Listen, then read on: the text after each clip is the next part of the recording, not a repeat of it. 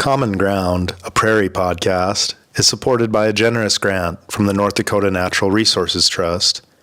If you would like to contribute to our on-the-ground conservation initiatives and our conservation internship and mentorship programs here in North Dakota, please consider making a donation to us through our member support link on our Spotify page. Your contributions will directly support the Walsh County Three Rivers Soil Conservation District, where this year we will plant over 10,000 trees and several hundred acres of conservation grass, pollinators, and cover crops, while also offering hands-on conservation job training to our high school and college interns. You can also support our efforts by liking, reviewing, sharing, and subscribing to our podcast, available on Spotify, Apple Podcasts, Amazon Music, iHeartRadio, and YouTube. Thank you.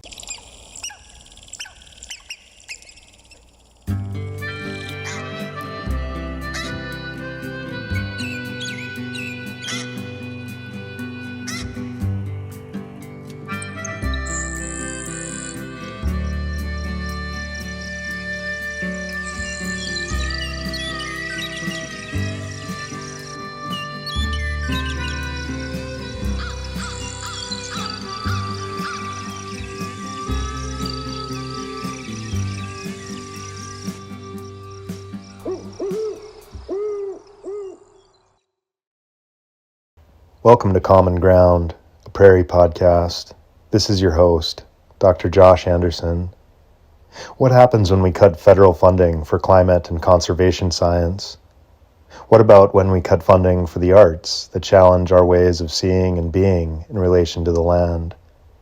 In today's episode, we talk with Dr. Alison Wallace, a biologist and prairie ecologist from Minnesota State University Moorhead, who worked for the Biden administration's climate science initiative with a focus on grasslands and prairies. We also talk with acclaimed artist and activist Corinne Teed, who joined forces with Dr. Wallace and their students on a permanent exhibit at the Plains Arts Museum in Fargo titled Fragile Preservation, a Tallgrass Community. Our conversation took place over a year ago, before the Trump administration's executive orders and budget cuts slashed funding for climate science, conservation fieldwork, and jobs throughout the EPA, USDA, Forest Service, and other federal conservation agencies. Funding has also been cut for federal arts programs in schools and communities throughout the country. Here in North Dakota, we received word in April of 2025 that funding for our Working Lands Cover Crop Initiative had been cut as part of the sweeping cuts targeting President Biden's Inflation Reduction Act and the Climate Smart Commodities Program.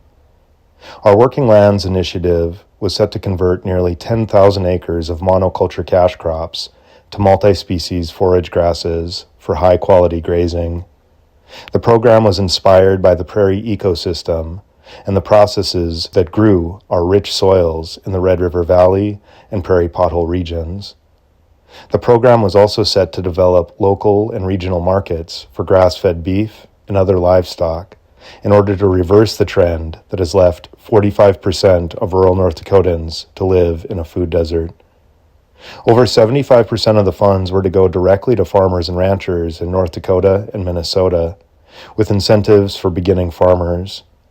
Additionally, we have either lost funding or had funding freezes on our other programs, including our watershed program, which monitors the water quality throughout our river system and provides cost-share funds to landowners who plant cover crops, buffer strips, and other conservation practices along our lakes and rivers. In a time of urgency, it can be difficult to cultivate patience. In this episode, we revisit an older conversation with Dr. Alison Wallace and Corinne Teed to be reminded of the power of the arts and sciences working together to face some of our toughest questions. The conversations in this episode represent the heart of what we mean by common ground, the ways that folks from across a spectrum of difference and diverse points of view can come together to work on building stronger relationships with the land and with each other. Although we are devastated by the funding cuts that have put our broader goals on hiatus, Our office has continued to host soil health talks with area farmers, ranchers, and conservation leaders, while we grow our network of supporters and collaborators throughout North Dakota, Minnesota, and the broader Great Plains. There is no sugarcoating it. We cannot address the problems we face here related to soil, water, wildlife, and human health without stable and appropriate funding. And yet, we are discovering the power of local action and community organizing, the power of neighbors coming together across a range of difference to find common ground and to foster a return to long-term land ethics in the northern Great Plains. The power, inspired by the prairie ecosystem, of folks holding tough together by our literal and figurative grassroots. Without further ado, let's start the show. Hello and welcome to Common Ground, a Prairie Podcast. We are delighted to have Dr. Alison Wallace with us today. I'll let you kind of introduce yourself a little bit more in detail, but I guess today you're currently speaking to us from Washington, D.C., is that right? And you're on a year-long fellowship with the American Association for the Advancement of Science and Technology Policy. And I guess I wanted to start there. You mentioned before we got going here that there might be some jackhammering in the background because you're in a busy metropolitan area. But I'm curious if you can tell us about your policy advocacy work and the important role that policy advocacy plays in prairie restoration and maybe more broadly in conservation. Sure. I certainly will. And I'm going to go back a little bit in my history. Excuse me. So I've been teaching for 23 years at Minnesota State University, Moorhead, and teaching biology and education majors and sustainability majors mainly. And I started that road because I thought education is where it's at. We really need stronger education so that we can do the things that need to be done environmentally. This was a light bulb that went on during my research years as a graduate student. I thought I want to devote my life to teaching. So I have done that and continue to do that. But my students have pushed me to go to Washington, D.C. I feel like they're all standing behind me saying, go find out what's happening with policy. Why are things not changing as quickly as we'd like to see it happen?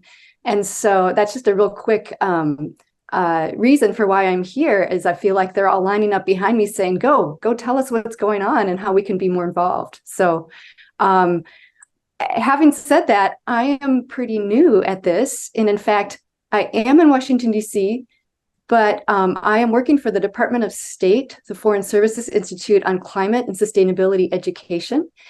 But I am waiting for my security clearance. So I actually haven't officially started working yet. So most of the goals that I have for policy are still in my head and on my notebooks. And so, but what I will be doing is actually, my fellowship is with the executive branch. So they have congressional fellows who work directly with Congress people, and then executive branch fellows who work with maybe Department of Energy, USDA, Fish and Wildlife, Department of Defense, any of these agencies. And in my particular agency, the Department of State since it's an executive branch, they're executing policy and funding. And so they have had a real renaissance in funding and support for climate-related issues in the last couple of years. So I am here at a very exciting time to see that happen. And so we'll see where it takes me. So when you're not advocating for policy, you're a professor in the biology department at Minnesota State University, Moorhead, which I had mentioned is also where my sister, Jordana, got her undergraduate degrees in biology and geology, and she has great memories of working there. Can you tell us a bit about your work in and your prairie restoration ecology research, I guess, at MSUM? Sure. So I had been teaching there for a while and mainly teaching elementary ed majors for quite a while. But then Brian Wissenden, a colleague of mine, and Tony Borman, who, so Brian Wissenden is in the faculty at MSUM biology department, and Tony Borman works at our regional science center as he does everything. They got a huge grant to work with the Minnesota Department of Natural Resources to restore 100 acres on our university lands that are about 16 miles away from campus, and also to reclaim a golf course that was set up along the river. So who gets to see a golf course turn back into, riparian lands and prairies? And so that was, 2015, 16, somewhere around there. And that was a real spark for my own research and interest, because then we had funding for students to work there in the summertime. And that is key to be able to get students dedicated time to be out in the field. And so that was a catalyst for where I am today in terms of that grant and watching this restoration happen and making measurements over the years and taking pictures and drone, photos and everything. So we just dived into it full speed ahead. And then through that project, I was introduced to some folks who were working with the University of Minnesota's Nutrient Network, which is a global grassland collaborative research project that's been going on for over a decade. And I decided to set up a research plot along the same lines as everyone who is part of this network sets up a research plot with the same protocols, but it could be in a grassland anywhere. It could be Mongolia, Iceland, anywhere in the United States, anywhere there's a grassland. You can look at how extra nutrients, so we add fertilizer, which is something that mimics what's happening with nitrogen deposition, for example, affects the diversity and the productivity of grasslands. So anyway, that's been a big, since 2016, 2017, that's been a big effort of my research with my students at MSUM. Well, that's really, very exciting that you have 100 acres of university property being restored to prairie grassland and golf course. That seems very rare to be able to restore that to riparian planting. That seems like a real valuable resource for education for your students, being able to have that available. Mm-hmm. I noticed that you have mentored students conducting really interesting research projects as I was looking into your background here, ranging from things like how plants interact with each other and insects, to prairie restoration and the effects of climate change on ecosystem dynamics. How would you describe your approach to student mentorship, and what do you hope students learn through the research process? Sure. Okay. So I'll use a term that the National Science Foundation uses. It's called research training. And so we are an all undergraduate institution, at least in the biosciences at MSUM. And so it's not like we have master's or PhD programs where students are expected to do original publishable research. Now, some of them do, which is really awesome, but they also need to just get their feet wet or get out there in the field and start collecting some data and thinking about some questions and some hypotheses that might be able to test, even if they're at the basic level. So that's my approach and my philosophy is start with the students' curiosity. Try to get them confident enough to think that there's a lot of stuff that hasn't been found out yet, or even maybe somebody has published on it, but you can check and see how does it work in our system, and just get them out there. So it's a real basic research training. And then watch them and see where they go from there. And so a number of them go off and into graduate programs, and it's always fun to see how they've linked their experiences to then what they end up doing. So the other things I really want to say is that in addition to the skills, I want them to learn confidence and meaning in their work. It's important that we all have meaning, and so that they know that there are applications, that even simple things they can learn about plant diversity, for example, that could interest farmers, it could interest, foresters, could interest all kinds of people. So that's my approach. Yeah, that's really exciting. And I like research training. Seems like something that is an exciting place to work with students and to see their development and growth in that. So one of the first ways that I kind of came across your work was through the Plains Art Museum in Fargo. I noticed that you had collaborated with artist and professor Corinne Teed and several students on an exhibit titled Fragile Preservation, a Tallgrass Community. And I believe that's a permanent installation now at the Plains Art Museum in Fargo, which is really exciting. What did you learn through that collaborative effort between science and art? And what do you hope visitors to the museum will experience when they engage with the installation? Yeah, it was just such a delight. And it was all Corinne's doing. Corinne flew into campus and looked me up and said, let's do something together. I want to learn more about this environment that I found myself in and connect our students. And so I can still remember the fall beautiful day that I took all of the art students on a field trip and just saw the joy as they knew they were going to be creating art about these plant species and these insects that some of them knew something about and others had really never opened their eyes to. And so for me, it just reinvigorated my whole love for what I was doing, just to watch through their eyes, them seeing it for the first time. And then I also got to venture over to the art building, which it's a small campus. You'd think I would go over there more often, but we get siloed, and I would come over and see their work in progress and watch it grow. And it was just really, really wonderful. So such a positive experience all around. But I would say that the major effort was with Corinne and the students. I was more of the botanical advisor, if you will.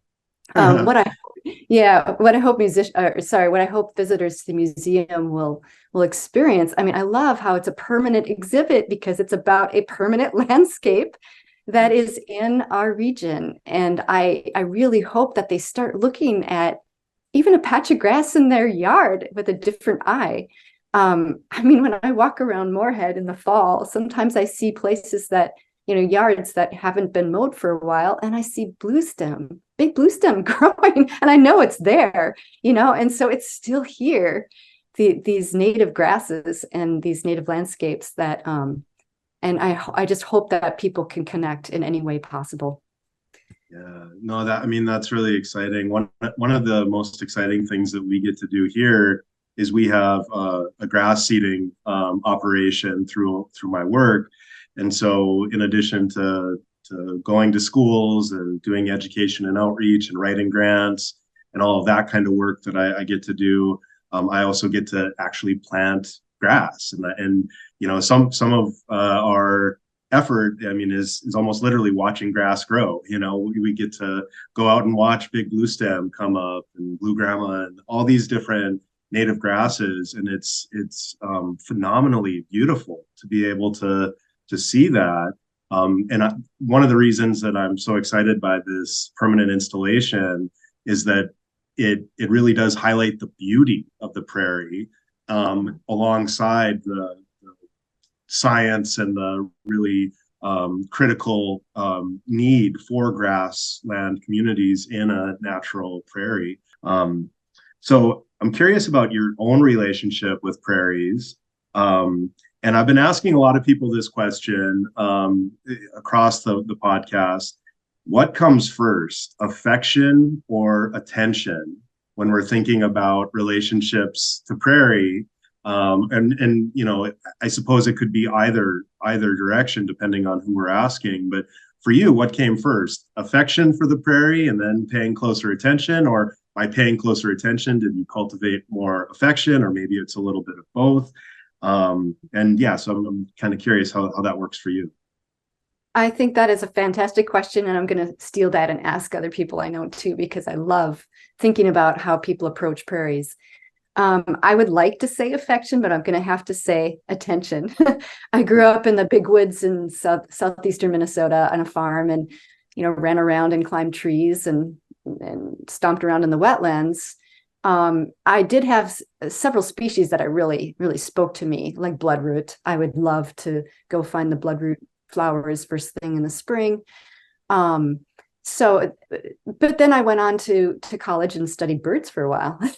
And then I decided I wanted to study something that stood still. So I went back to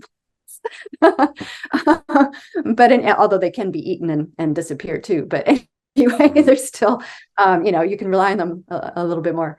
But I would say the attention part really speaks to me, because I feel very strongly for myself and my students, you need to visit a prairie landscape more than once, just allow that dramatic dynamic to seep into you.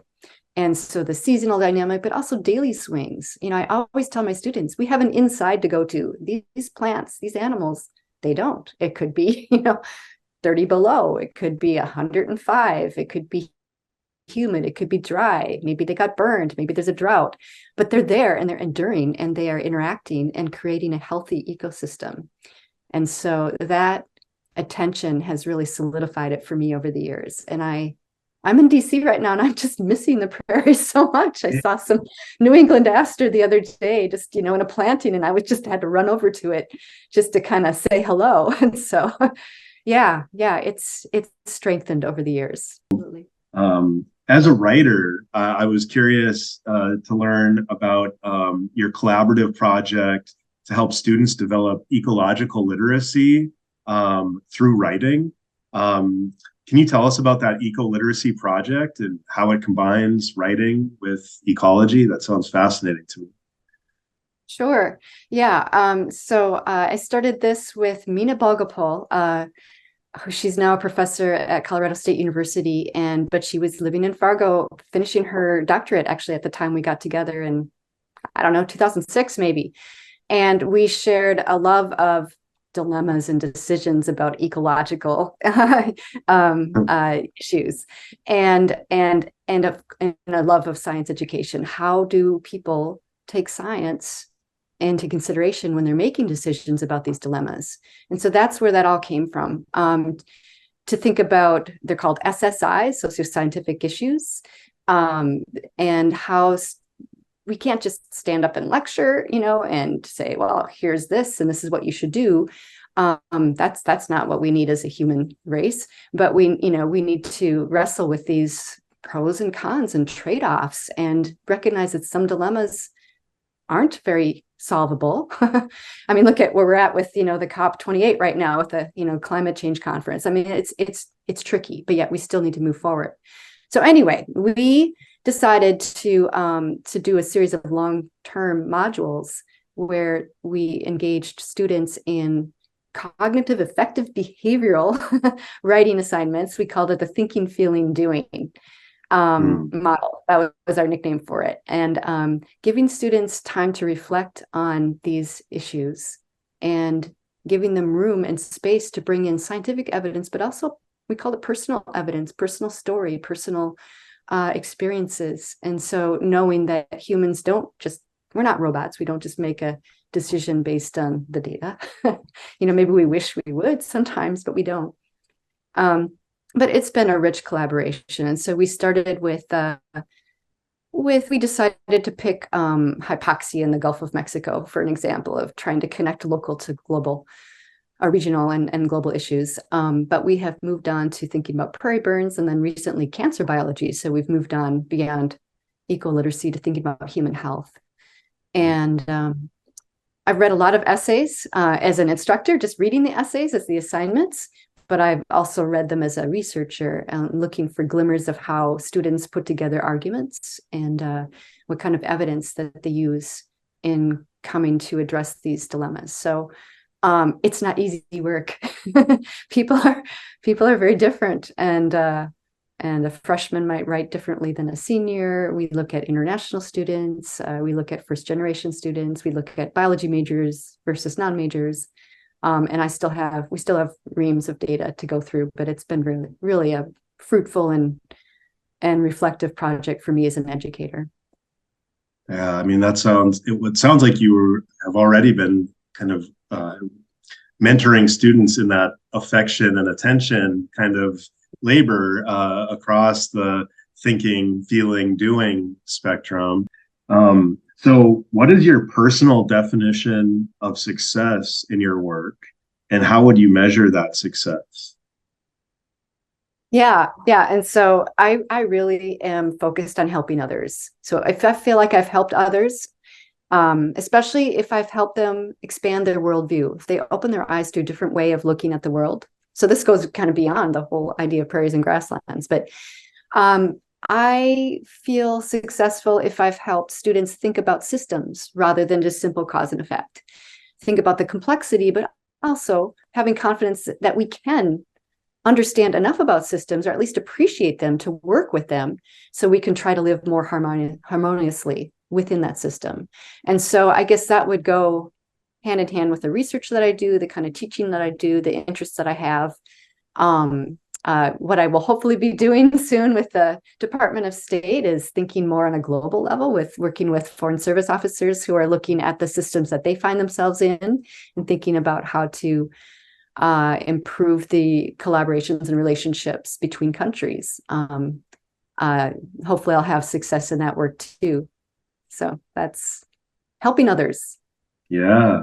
I've been helped along the way. I've had that happen to me. I had professors pluck me aside and say, let's try this. Let's go outside and do this. And I hope I would have done it on my own, but I don't know. Sometimes it really, someone needs to put a step stool or a ladder in front of you and say, go do it.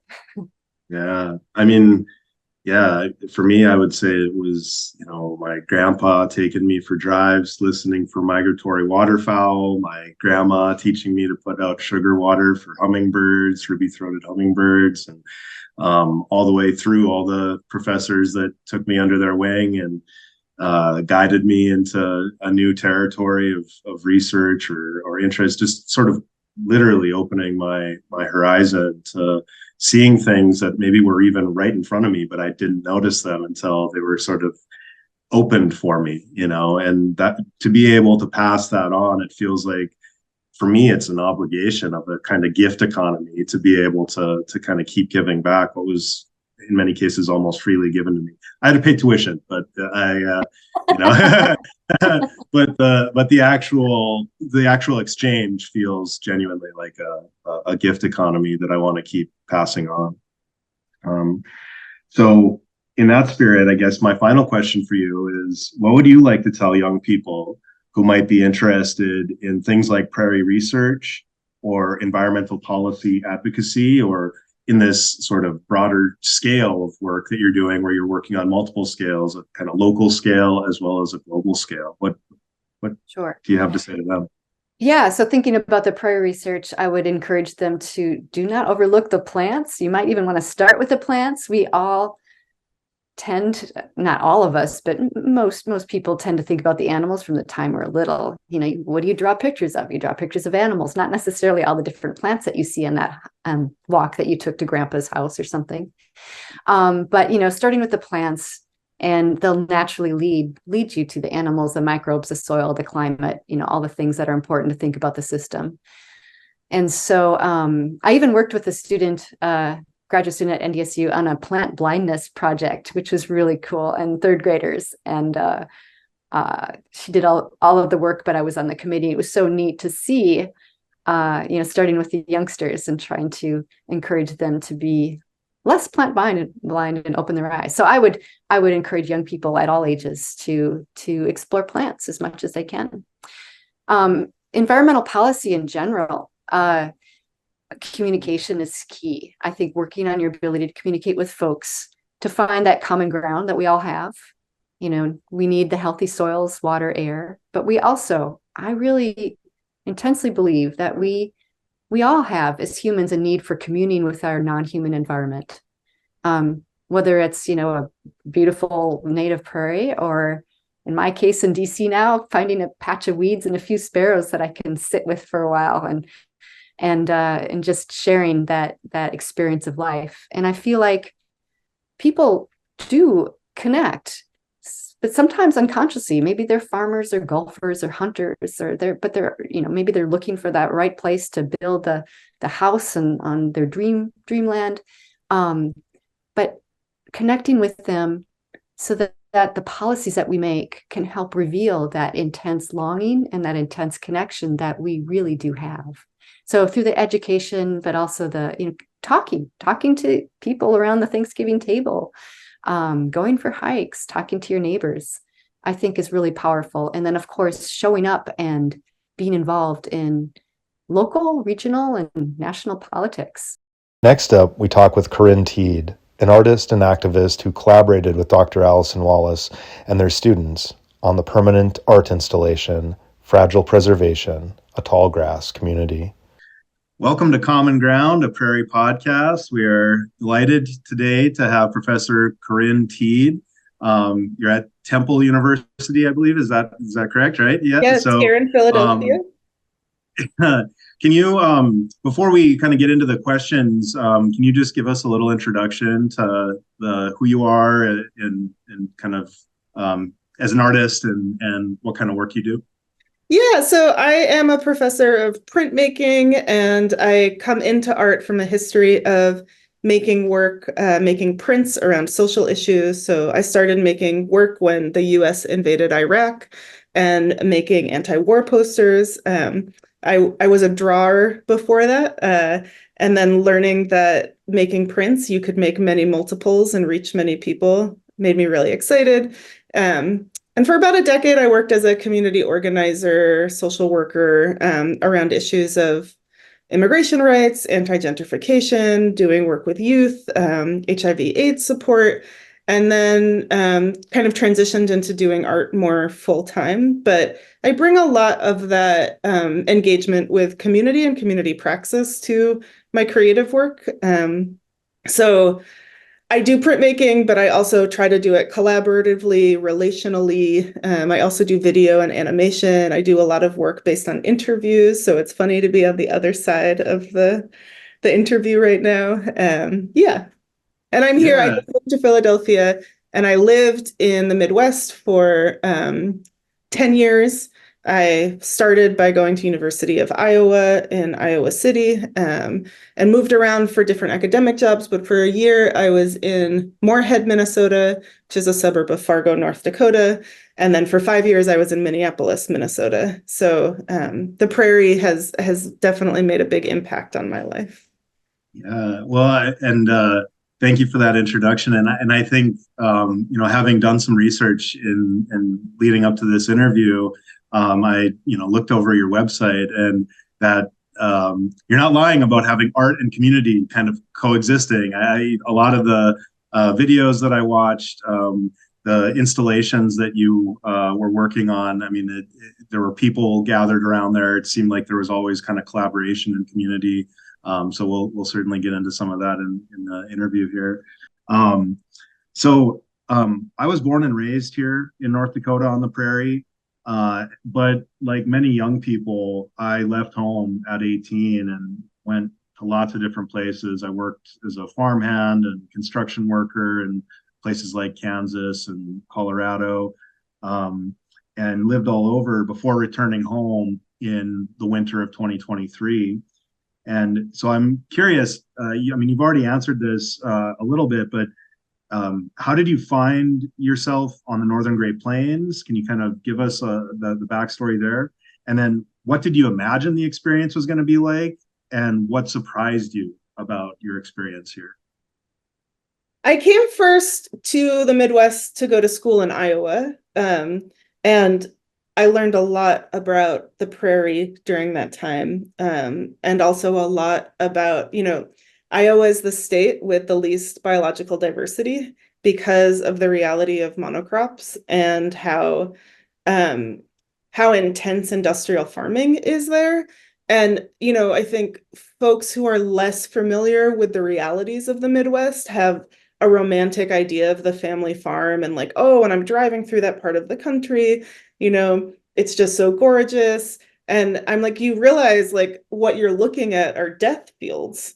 Like monocropping means like one species, and they're doing so many things to assure everything else dies in that field. And so that was one thing I lost romanticism about, was the family farm, because the reality is most families are not in full ownership of their farms. The realities of choices that they're able to make in the current economy about what and how they grow things. is very low, and the infiltration of industrial agriculture affects everyone. But I think the thing when living in Minnesota, the thing that surprised me that I learned a lot from was the presence of indigenous communities, human indigenous communities, and how kind of easy it was to engage with that history in that space and that reality of living indigenous in the American Midwest, because there are so many active, vocal communities who are doing so much work in ecological restoration. And for me, not just reading about indigenous communities, but being in a space where I encountered that leadership, that vision, that knowing was a real transformative experience as like a settler descendant in the US. My friend Taylor Brorby, he recently published his memoir, Boys in Oil, and it's about growing up gay in rural North Dakota, west of the 100th meridian. So he's out west. And it's a book that's both a queer coming of age story and a real love song to the prairie. And I've been struck by how your work combines queerness and ecology and considers the interrelationship between like gender and land. And so how do you see that relationship playing out in your work? Well, when I think about like queerness and land, I think about land, just as you were just saying, not as an object, but as a hybridity of a set of complicated and interdependent relationships. And so all of those multi-species communities that make up land, even to the microbes in the soil. And for me, I think so many ways that I have felt alienated in like heteronormative patriarchy, I find a lot of liberation when I consider myself part of a multi-species community, whether it's thinking about like fungi with thousands of genders, or thinking with, you know, transgender bighorn sheep who live very transgender lives and no one judges them for it. There's so much diversity of lived experience, and so many, as like Donna Haraway calls them, nature cultures. Like those, I have a lot to learn from nature cultures, and they provide a sanctuary to me and many queer identified folks in moments where human society isn't providing that for us. So the question that I had for you is, I want to talk about the collaborative process, that interdependent work in fragile preservation, a Tallgrass Community, which is now a permanent installation in the Plains Art Museum in Fargo, North Dakota. And it's a fantastic piece. I'm curious, what was it like to collaborate with ecology professor Dr. Alison Wallace on that piece and your team? And if you want to say any more about interdependence and how that process played out in that in that installation. I arrived in Moorhead not knowing anyone, and trying to find my way through just a new place and make connections. And I went to the Plains Art Museum and really loved the collection there and the space, and started talking to some of the printmakers there, Laura Youngbird, Amanda Height, about the possibility of doing this installation, and reached out to Dr. Alison Wallace because of reading her faculty page. And it was so wonderful how generous she was towards me, how excited she was about this possibility of a collaboration between science and the arts. And we went on this field trip with her to a local state park, and she had such a beautiful way of telling the story of the prairie and current issues with preservation, and so much about what we couldn't see but was happening before us. And once you hear those relationships that are playing out in front of you, you have a way of tuning in and seeing and feeling the land in a whole new way. And my students really experienced that. It was a small class, it was 5 students. I think that collaborative projects that are assigned by a professor can be really complicated. And so we started that class, and I began the class by telling them, I have set up this possibility for us, but we don't have to do it. And we actually can't do it unless you really want to do it. So I'm going to share all this information with you. I'm going to let you think about it. And then I went around the room and I was like, we're going to look into each other's eyes, and you're going to say from the depth of your being, if yes or no, you want to do this. And you don't have to want to do it. Like, it's more work for me as a professor if we do it. So, and they all said yes. And they all really showed up to the process. So after the field trip, they had an assignment of writing out what they thought the most important stories they heard about the prairie were, and what really impacted them.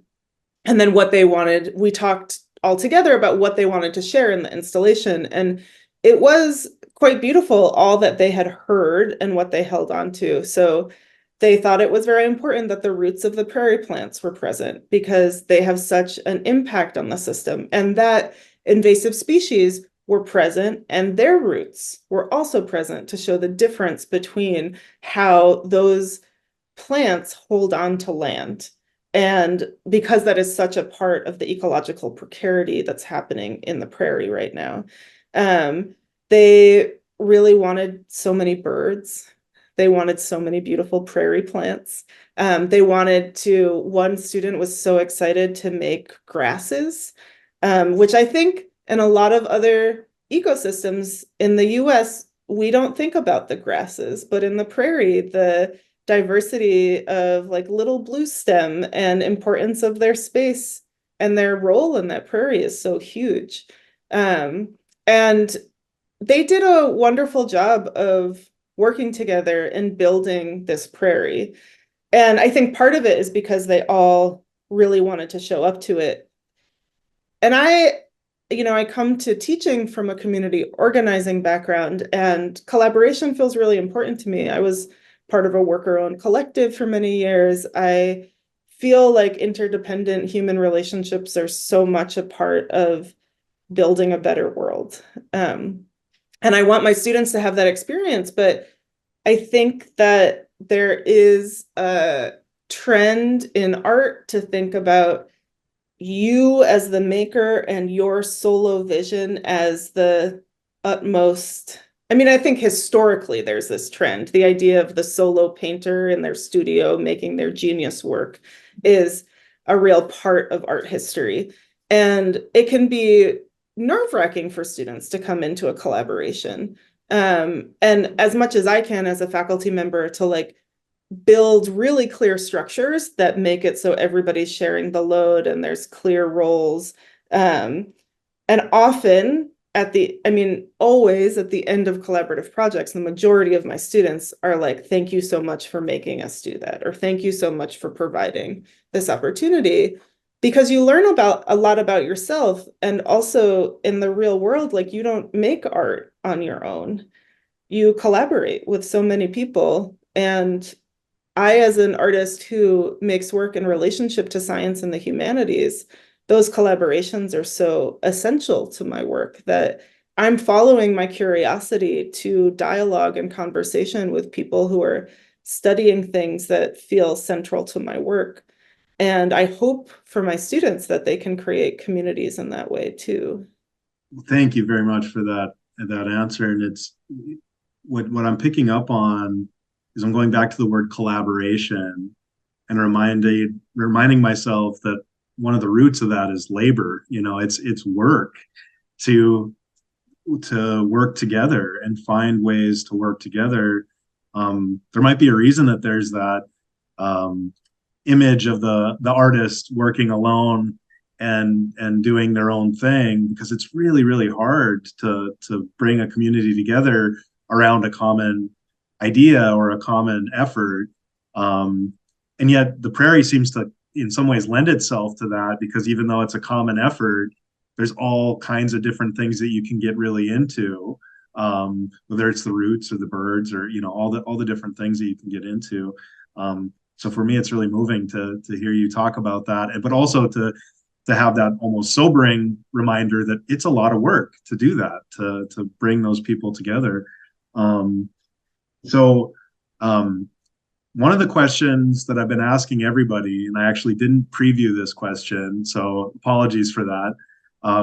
But I'm thinking about this in relation to our relationship with the prairie and what comes first, affection or attention? And I guess for you, how would you think about that relationship? Maybe it's a little bit of both, but did you first love the prairie and then pay closer attention, or was it through paying closer attention that you developed that affection? How does that work for you? That is such a good question. I think honestly, I was very scared to move to the prairie. There's three things that I really loved before I moved to the prairie. One was trees, another was mountains, and the other was ocean. And none of those things were very present. So I was nervous and, maybe had an experience of the sublime in a way, being in the prairie, this kind of experience of being terrified and full of wonder at the same time. Like, what is this place? I don't understand it. And I know that people love it so much. It's like once you connect to the prairie and understand more of its inner workings, it's such a special place. And so I think for me, it's attention to affection. I didn't know it. And for a while, what I started to know was about extractive industrialized agriculture. And it was when I started understanding the stories of native species and those relationships and recognizing just the rapid pace of loss that was happening for native species in the prairie, and how so much of that was the sensitivities that we have to like interrelationships. I think a lot about mutual aid. I'm working on a project with a microbiologist right now around ideas of mutual aid, looking at them from the perspective of microbes to the perspective of human communities. And it's so present in the prairie, how mutually dependent so many species are, and how sensitive they are to human impact on the environment. Well, and to me the mutual aid project sounds fascinating, working with a microbiologist and thinking through those connections. But it's also fascinating because since I'm from here and I've done this like big circle through the country and returned home, and this is not home and you made it home. You did another kind of migration here and made it home. It's really fascinating to hear your trajectory of attention to affection. When you were making the Tallgrass Community installation, or really lots of your work involves other species, how much were you thinking about species other than human? And maybe what species in particular were inspiring to you and your team on the prairie? Well, one of the species I was thinking a lot about, which is many species, so one type of species I was thinking about was trees. And the reason was because Alison Wallace used this term, predatory perches, that it was not natural to many prairie ecosystems to have trees. And so the fact of the growing trees created predatory perches, which allowed for all of these grassland birds who nested. They lost their safety because there wasn't, in those ecosystems, nobody had an aerial view. So sure, the fox could search for the eggs, but they're a lot harder to see in very tall grasses than if you have a predatory perch that an owl can be looking down from, or whatever raptor, to get the eggs. And that, as you know, you have lived in the northeastern hardwood forests, so that is so different than what I think of as the presence of a tree in an ecosystem, that really like had me rethinking how I understood landscape. But the The other species I thought about when we were working on that installation and became my contribution to it is, I think there's a lot of history in preservation and conservation efforts where we talk about landscape and ecological communities in the context of being free of humans as being their natural state. And that is so problematic in the history of colonization in the US, and how often in the creation of national parks, or, I mean, in colonization and settlement, Native communities were removed who were living in concert with the ecosystems. And the species that had me thinking about that is sweetgrass in the prairies. And Robin Wall Kimmerer in her writing has written about how, and she had a graduate student working with her who studied sweetgrass, which is a plant that is fragile in the entire fragility of the prairie ecosystem, and where it was most thriving and where it was struggling. And what she found was that in areas where Native communities were actively stewarding or harvesting sweetgrass, that sweetgrass thrived more than an area that was 100% protected from human incursion, because actually that relationship, that ecological relationship between Native communities and sweetgrass, is part of what allowed sweetgrass to prosper. And I think thinking about that presence through that species and the important role of Indigenous communities in prairie ecology is so important. And I think that's true in a lot of different ecosystems. But in that one, there's such good study and research and demonstration to, the scientific world who needs it proved to them that presence is important and part of a natural ecology. Yeah, I mean, that's a great point, and it's a great plug to Robin Wall Kimmerer's book, Braiding Sweetgrass. Gathering Moss, her earlier work is also fascinating. And in fact, this summer when I had some young crew members, we had, excuse me, we had two high school interns and 3 college students working for us this summer. And because I'm a former literature professor, we often start with reading poetry or reading essays before we'd go out into the grasslands. And one of the pieces that they read was Learning to See by Robin Wall Kimmerer, that's actually from Gathering Moss.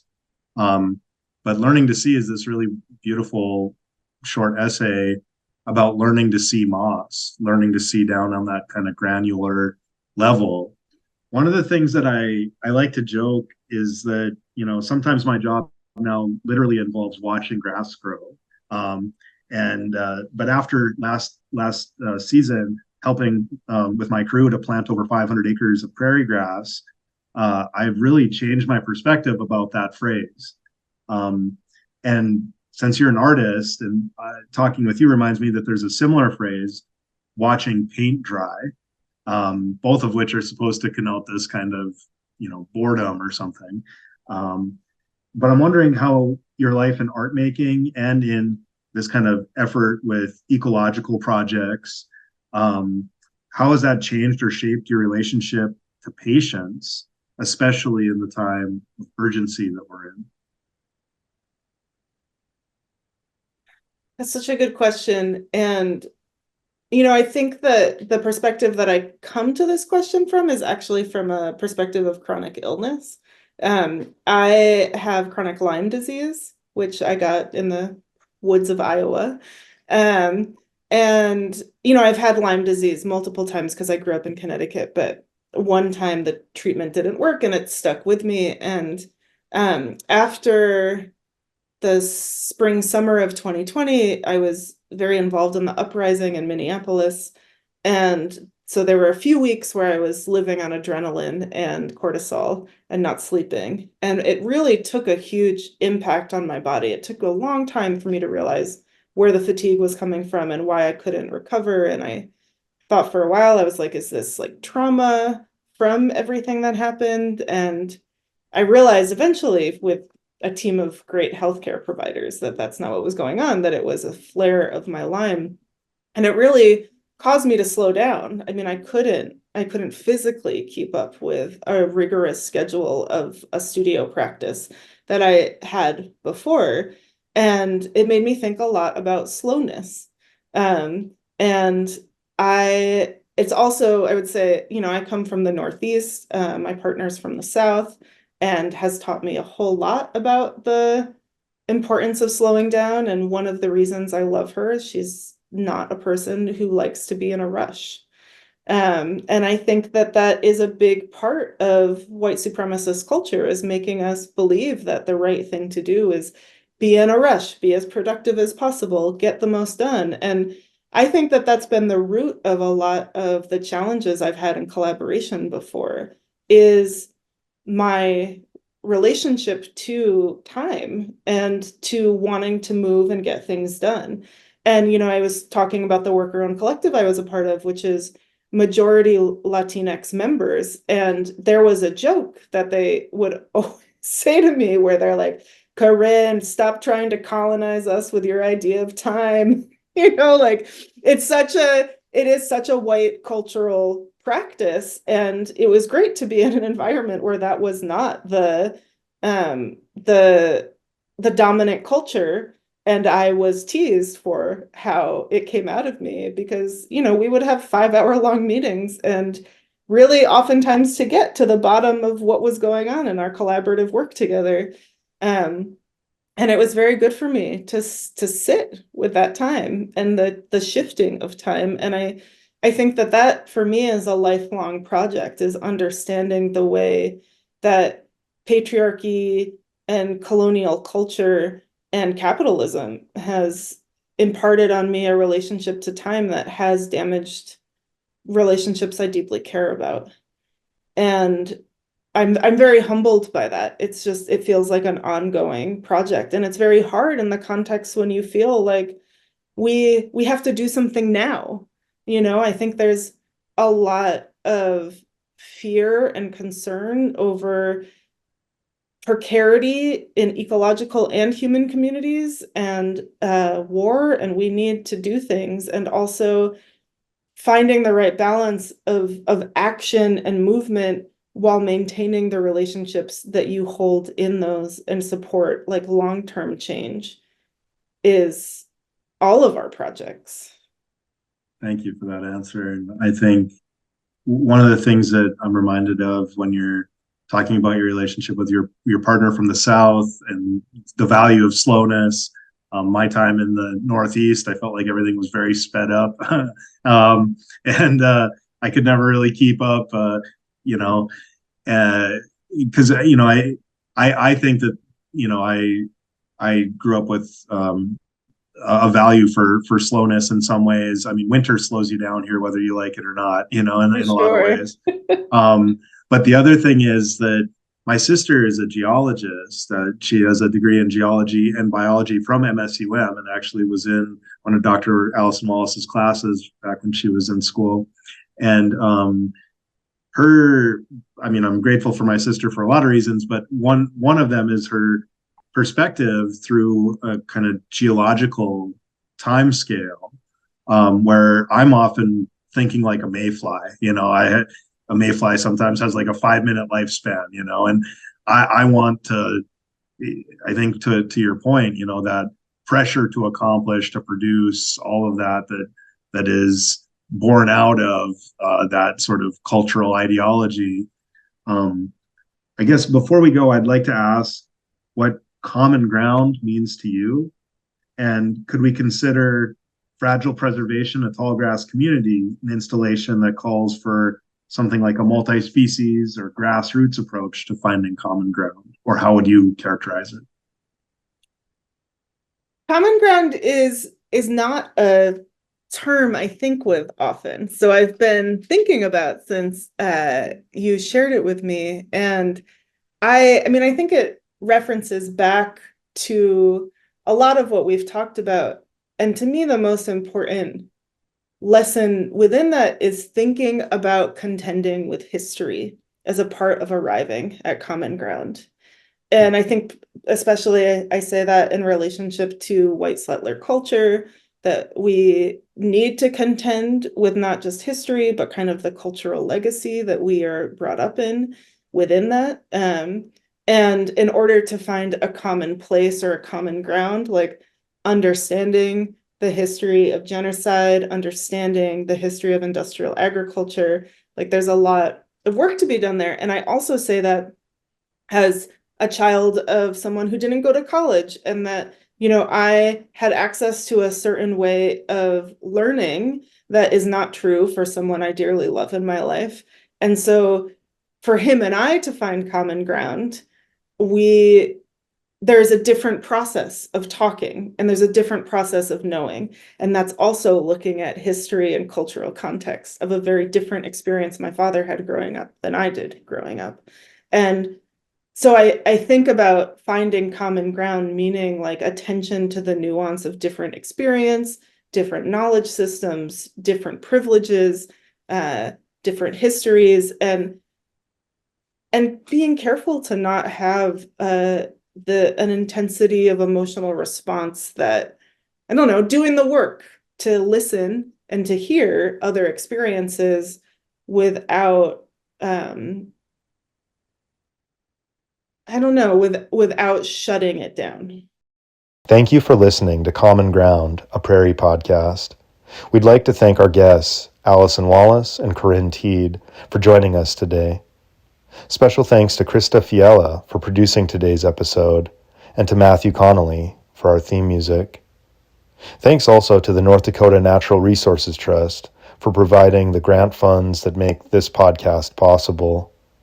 Until next time, this is your host, Dr. Josh Anderson, signing off for Common Ground, a Prairie Podcast.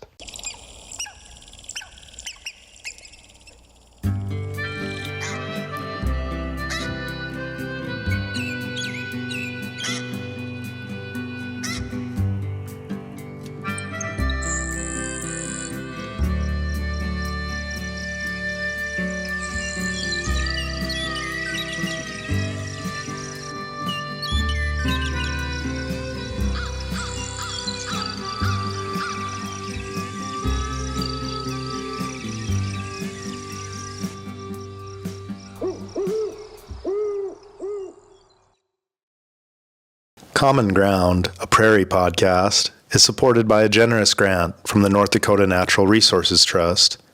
If you would like to contribute to our on-the-ground conservation initiatives and our conservation internship and mentorship programs here in North Dakota, please consider making a donation to us through our member support link on our Spotify page. Your contributions will directly support the Walsh County Three Rivers Soil Conservation District, where this year we will plant over 10,000 trees and several hundred acres of conservation grass, pollinators, and cover crops, while also offering hands-on conservation job training to our high school and college interns.